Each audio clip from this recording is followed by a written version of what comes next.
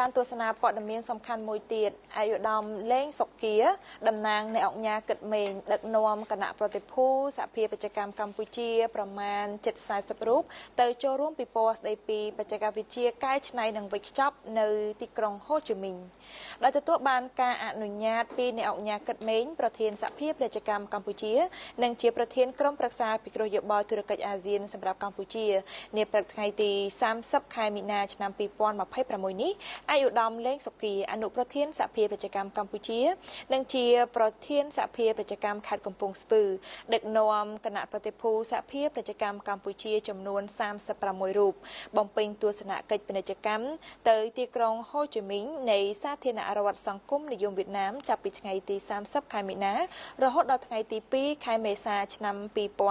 2026ក្នុងឱកាសនៃទស្សនកិច្ចពាណិជ្ជកម្មនេះគណៈប្រតិភូសហភាពបច្ចេកកម្មកម្ពុជានឹងអញ្ជើញចូលរួម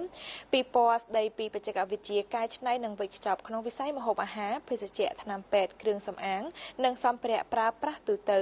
ចូលរួមកិច្ចប្រជុំវេទិកាចែករំលែកនិងទស្សនកិច្ចរោងចក្រសហគ្រាសផលិតនិងជំនួបពាណិជ្ជកម្មនិងចាប់ដៃគូជាមួយក្រុមហ៊ុនអន្តរជាតិល្បីៗគួររំលឹកផងដែរថាសហភាពបច្ចេកកម្មកម្ពុជាដែលមានអ្នកអង្គការគិតមេងជាប្រធានបានធ្វើការយ៉ាងសកម្មជាមួយដៃគូនិងអង្គភាពអន្តរជាតិនានាដើម្បីពង្រឹងបន្ថែមទៀតនៅកិច្ចសហប្រតិបត្តិការធុរកិច្ចពាណិជ្ជកម្មនិងការវិនិយោគកន្លងទៅនេះសហភាពពាណិជ្ជកម្មកម្ពុជាតែងតែរៀបចំកម្មវិធីទស្សនកិច្ចពាណិជ្ជកម្មព្រមទាំងបានរៀបចំកម្មវិធីជំនួបអាជីវកម្ម B2B